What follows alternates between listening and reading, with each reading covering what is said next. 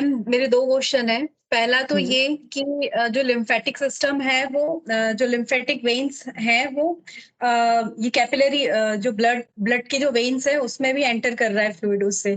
तो जब हाँ। हार्ट पंप करता है तो वो वेन्स में भी प्रेशर आता है तो उसका कोई असर पड़ता है क्या लिम्फेटिक कैपिलरीज में? देखिए, मैंने आपको बताया था कि जो इसमें वन साइडेड वॉल्व होते हैं लिम्फेटिक वेसल्स में, तो वो क्या करते हैं कि जैसे मान लीजिए यहाँ ये वेन से मिल रही है ना, सबक्लेवियन वेन से मिल रही है, आपको बताया। तो ये इससे फ्लूइड वेन में तो जाने देते हैं, मतलब लिम्फ जो है वो लिम्फेटिक डक्ट से उस सबक्लेवियर वेन में तो जाएगा, लेकिन चूंकि वो एक ही साइड खुलता है वॉल्व, अंदर की तरफ नहीं खुलता है, तो वो जो वेन में जो कुछ भी हो लिक्विड उसको एंटर नहीं करने देगा अपनी लिम्फेटिक वेन में। ठीक है, तो ओके। इसीलिए जो ब्लड पंप करता है उसका मेजर इफेक्ट जो है वो वेन और आर्टरीज पर ही होता है। श्वेता ओके। जी। मैम, मेरा ये क्वेश्चन था कि जो आपने बताया लिम्फ नोड्स जो है ये फिल्टर के जैसे काम करते हैं। तो कैंसर सेल्स में जब ये बड़े हो जाते, मतलब थोड़े बड़े होते हैं, तो ये बॉडी पे भी कोई इसका इफेक्ट पड़ता है क्या फिर? हाँ, बॉडी पर इसके बहुत सारे साइड इफेक्ट्स होते हैं, क्योंकि आपने देखा होगा जो कैंसर पेशेंट्स होते हैं उनको ये नौशिया और एक ये वॉमिट सेंसेशन होना, ये सारी चीजें उनको कंटिन्यूशन में होती रहती हैं। तो उसका एक रीजन ये होता है कि जब हमारे अंदर मान लीजिए बहुत अधिक वेस्ट या एक्सक्रीटरी मटेरियल कलेक्ट हो गए, तो हमारी बॉडी चाहती है कि एनी हाउ उनको हम बाहर कर दें, है ना। तो जितने ये सिम्टम्स होते हैं कि जैसे आपको बहुत आलस लगना, लेजीनेस लगना, ये सारे सिम्टम स्टार्टिंग में होते हैं। ठीक है। तो मैम, ये सिर्फ कैंसर सेल्स के लिए होती है कि और भी कोई प्रॉब्लम जैसे नहीं, बॉडी में एक्चुअली जनरेट हो देखिए, रही तो? हमारी बॉडी में अगर थोड़ा बहुत इन्फेक्शन होता है तो उसके लिए सक्षम होते हैं कि जिस जिस क्वांटिटी में ये, जिस शेप और साइज में ये है, उसी में वो उससे फाइट कर ले। क्योंकि इसके बिल्कुल आप ऐसा समझ लीजिए कि जैसे हमारा घर है ना, अब वहां से बाहर से कोई आक्रमण कर रहा है, तो एक दो लोग आ रहे हैं तो कोई बात नहीं, दो लोग फिर आए, फिर दूसरे दिन दो आए, फिर दूसरे दिन, ठीक है, आपका घर जो है वो सक्षम है, आपकी ग्रिल वगैरह इतनी स्ट्रांग है सारी, है ना। बट अगर एक साथ चारों तरफ से भीड़ आ गई तो आपको कुछ एक्स्ट्रा प्रोटेक्शंस लेने पड़ेंगे, है ना, वो सक्षम नहीं हो पाएंगी। तो इसी तरह से हम इसको समझें कि जब तक छोटे छोटे जो आक्रमण है वो होते रहते हैं हमारी बॉडी पे, या छोटे छोटे इन्फेक्शन या ऐसे माइक्रो ऑर्गेनिज्म आते हैं जो हमारे लिए हार्मफुल है, कम क्वांटिटी में होते हैं, तो ये सक्षम होता है कि अपनी उसी एफिशिएंसी के साथ उससे लड़ सकता है।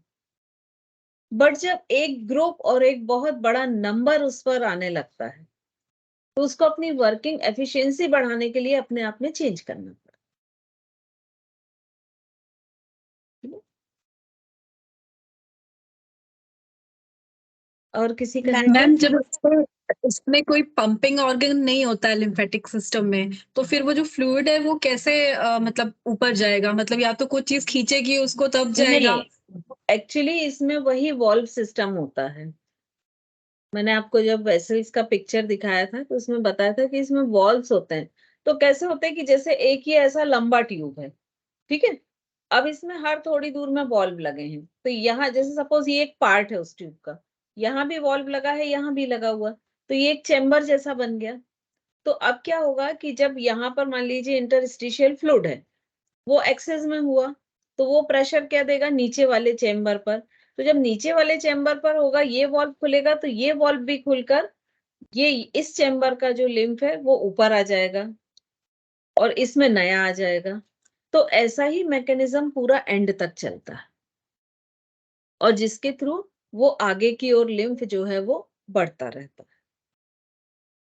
ठीक है, क्योंकि इसको ना बहुत फास्ट प्रोसेस में नहीं रहता है जरूरत करने की, ये थोड़ा स्लो भी होता है तो चलता है। और यही मैकेनिज्म हमारे जो काफ मसल होते हैं या हमारे जो पैर के वेन्स होते हैं उनमें भी पाया जाता है। क्योंकि हमारे हार्ट में ये तो कैपेसिटी है कि वो पंप करे तो प्रेशर के साथ आर्टरीज में ब्लड को भेज दे, बट सक करने की कैपेसिटी नहीं। वो सकिंग के लिए कोई पंप नहीं, मतलब पंप या कुछ एक्स्ट्रा एफर्ट नहीं यूज कर रहा है। तो क्या होता है कि जब हमारे लेग्स में, वैसे भी जब लेग्स तक ब्लड पहुंचता है तो वो चूंकि सबसे डिस्टल पार्ट है, तो वहां तक पहुंचते पहुंचते उसका प्रेशर थोड़ी स्लो हो जाता है ना। अब मान लीजिए हमारे सोल रीजन में जो है हमारे पैर का, जिसको हम तलवा बोलते हैं, ठीक है, ये ऐसा, अब ये इसमें ब्लड, ऑक्सीजनेटेड ब्लड तो पहुंच गया, अब लेकिन जो डीऑक्सीजनेटेड ब्लड है, अब यहाँ तो कोई पंप है नहीं, उसको इन वेन्स में चढ़ के ऊपर हार्ट तक जाना है, मतलब कैसे कि कम से कम 2 मंजिल ऊपर चढ़ना है। तो वो कैसे चढ़ेगा, क्योंकि जैसे ही ऊपर चढ़ेगा ग्रेविटी फोर्स उसको अपनी तरफ खींचेगा। तो इसीलिए आपके जो लेग्स के वेन होते हैं उनमें भी यही सिस्टम होता है कि ऐसे चैम्बर्स रहते हैं और वॉल्व होते हैं जो वन साइडेड खुलते हैं। तो क्या होता है, नीचे से पुश किया ब्लड ने तो हर ऊपर ऊपर का चैम्बर खुलता गया और ब्लड ऊपर ट्रांसफर होता गया। अब क्या होता है कि ये जो वॉल्व होते हैं ये भी एक मैकेनिज्म के तहत चलते हैं, कोई उसमें मसल्स, लिगामेंट्स काम है जो करते हैं कि भाई जब ये ऊपर से कोई खींचता होगा तो ये ऐसा खुल जाता है, फिर ये ऊपर वाला रिलैक्स्ड होता होगा तो ये बंद हो जाता है ना। तो जब हमारे जो वेन्स होते हैं लेग्स के, उनको हम प्रॉपर स्ट्रेचिंग और एक्सरसाइज नहीं देते हैं तो एक एज के बाद इन वॉल्व की फ्लेक्सिबिलिटी जो होती है कम हो जाती है, और जब इनका मैकेनिज्म गड़बड़ाता है तो ब्लड का ऊपर चढ़ना बंद हो जाता है। और नतीजा क्या होता है, अब जैसे इस चैम्बर में ब्लड है, नीचे वाला तो प्रेशर दे रहा है, तो क्या होगा कि ये जो चैम्बर है ये ऐसे फूल के बड़ा होता जाएगा, फिर थोड़ा, चूंकि हमारी वेन्स बहुत फ्लेक्सिबल होती है तो ये और ऐसा गोल होता जाएगा और नतीजा वेरिकोज वेन। ठीक है, तो यही डिजीज जो है वो वेरिकोज वेन है।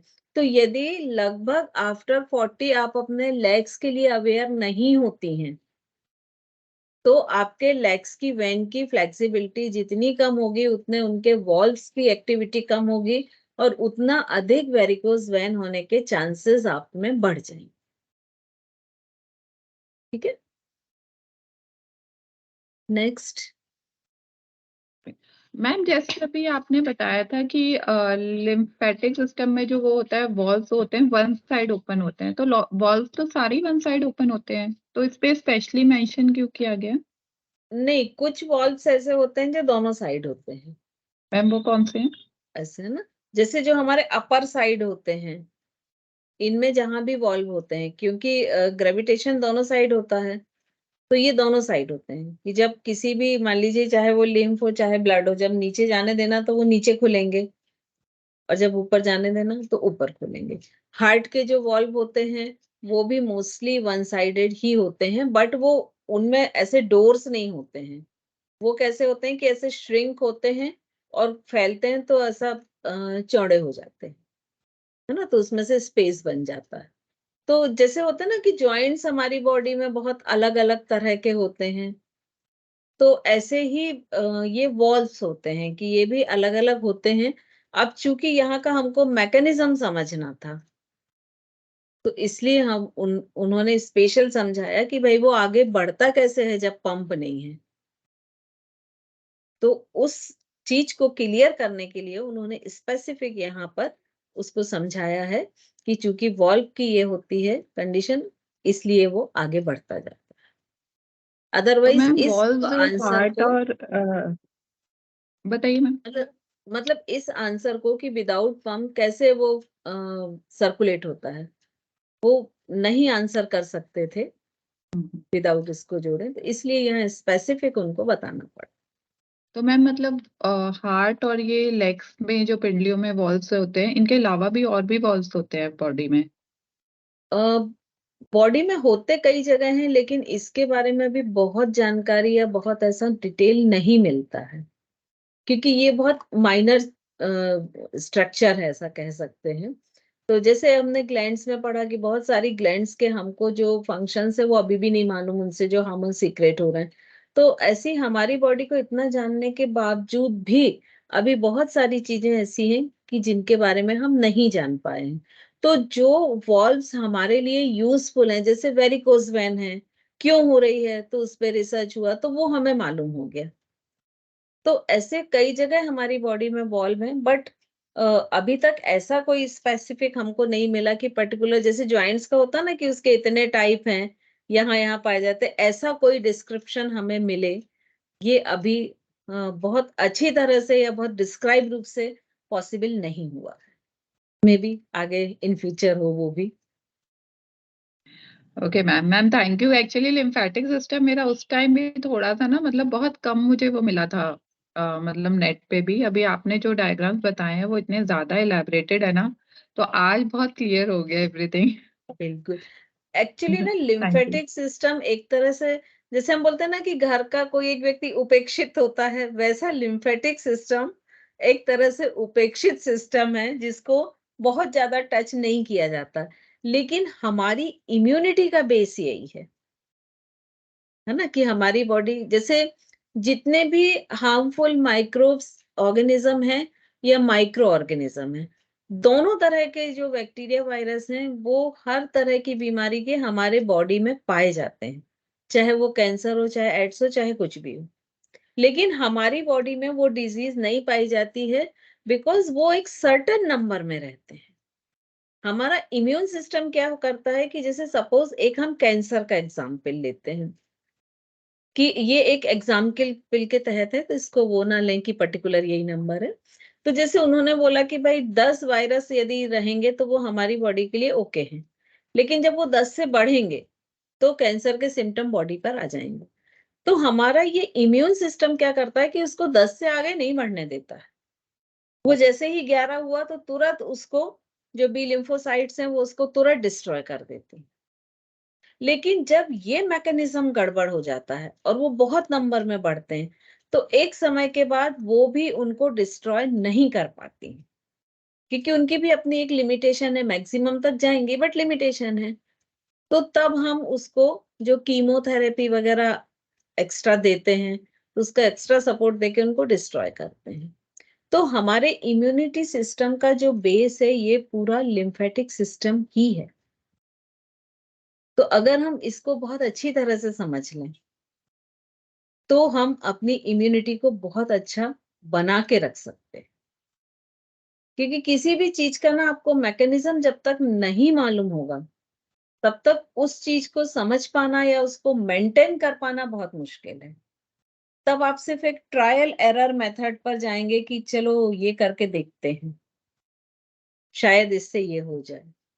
लेकिन जब आपको पर्टिकुलर मैकेनिज्म मालूम है, मतलब वही एग्जाम्पल होता है कि सब्जी में नमक ज्यादा हो गया, अब आप सोच रहे ट्रायल एरर में क्या होगा, चलो मिर्ची थोड़ा कम करके देख लेते, चलो धनिया, बार बार करने के बाद। और अगर आपको पर्टिकुलर मालूम है कि नहीं ये टेस्ट तो सॉल्ट का ही है, नमक का है, तो नेक्स्ट टाइम आप उसको कम कर देंगे, बैलेंस एक ही बार में हो जाएगा।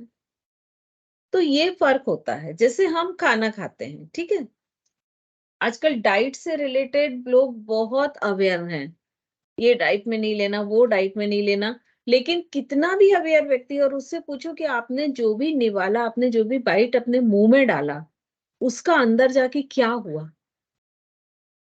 कैसे उसने आपको एनर्जी दी। खाना हम इसीलिए खाते हैं कि हमारी बॉडी को एनर्जी मिले, तो उसने कैसे वो एनर्जी में कन्वर्ट हुआ, क्या क्या मैकेनिज्म हुआ, तो वो जीरो ही मिलेगा उसका नॉलेज। आप पूछ के देखिएगा। तो जब आपको मैकेनिज्म नहीं मालूम, तो आप ये कैसे डिसाइड कर सकते हैं कि, फिर तो वही हो गया ना कि चलो ये खा के देखते हैं इससे क्या होता है, फिर ये खा के देखते हैं।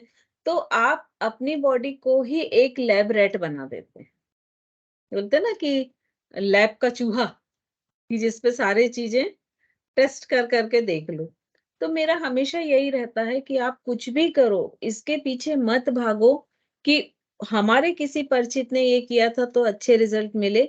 जरूरी नहीं, आपकी बॉडी डिफर है ना, तो जरूरी नहीं आपको वही रिजल्ट मिले।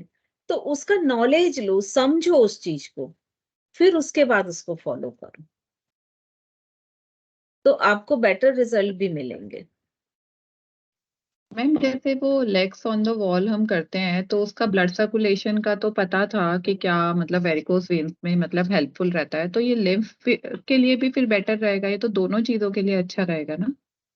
दोनों बिल्कुल, क्योंकि आपने देखा कि लिम्फ कैपिलरीज का नेटवर्क भी पूरा जो है वो ब्लड कैपिलरीज के साथ ही फैला हुआ है ना, उसका फ्लो भी उसी डायरेक्शन में, क्योंकि वेन में मिलना है तो वो उसी के सपोर्टिंग बहेगा, तभी वेन में जाके मिल पाएगा, तो उसके लिए भी बहुत अच्छा है। और जो लेग्स ऑन द वॉल है, एक शायद मेरा उसमें वीडियो पड़ा हुआ है, आप लोग कभी सुनिएगा, कंसीव टू मेंस्ट्रुएशन करके, तो उसमें जो इनफर्टिलिटी होती है उसके लिए ये बहुत ही अच्छा है।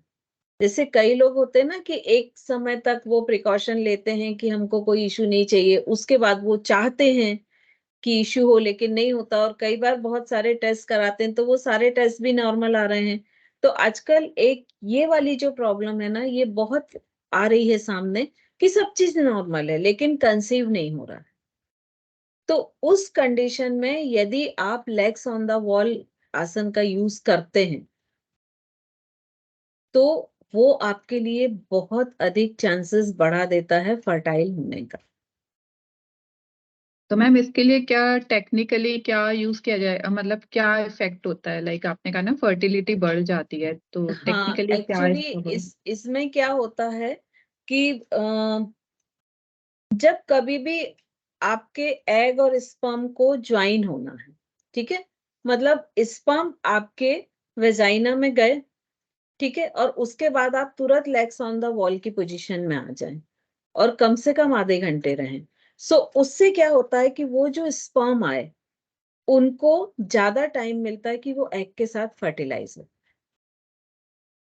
तो जो ऐसे केसेस होते हैं कि जो नहीं फर्टिलाइज हो पा रहे हैं, उनके लिए हम अक्सर सजेस्ट करते हैं कि आफ्टर रिलेशनशिप आप तुरंत उसी कंडीशन में लेग्स ऑन द वॉल कम से कम आधे घंटे रुकिए। वो जरूरी नहीं कि वॉल ही हो, आप चेयर रख लें, स्टूल रख लें, कोई भी आप चीज रख सकते हैं। तो उससे आपके लगभग 90% चांसेस फर्टिलाइजेशन के बढ़ जाते हैं? Okay ma'am, thank you. हैं। और कोई क्वेश्चन है क्या?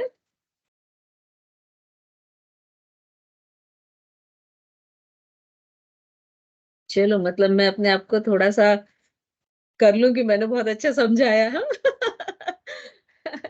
क्वेश्चन मैम करते एक्चुअली रहा जितनी करिए। डिटेलिंग आपने दी है ना, ये बुक्स में अवेलेबल भी नहीं है। अगर हम 10th की 12th की बुक्स भी लेते हैं ना, इतनी डिटेलिंग उसमें है ही नहीं। एक्चुअली जो लिम्फेटिक सिस्टम है ना, ये हर जगह बहुत कम मिलता है, तो इसीलिए मैंने कई चीज को, आपने देखा होगा, मैंने रिपीट किया है सेम चीज को, कि जिससे वो पूरी तरह से क्लियर हो जाए। कई बार होता है एक बार हम पढ़ाने में कुछ चीजें मिस कर जाते हैं तो हम रिपीट करते हैं, तो एक तो आप भी वो सेकंड टाइम सुनते हैं तो फिर आप भी उसको कैच कर पाते हैं। चलिए, तो आज कल हम जो बचे हुए इसके ऑर्गन्स हैं, है ना, लिम्फेटिक ऑर्गन जो है, कल हम उसको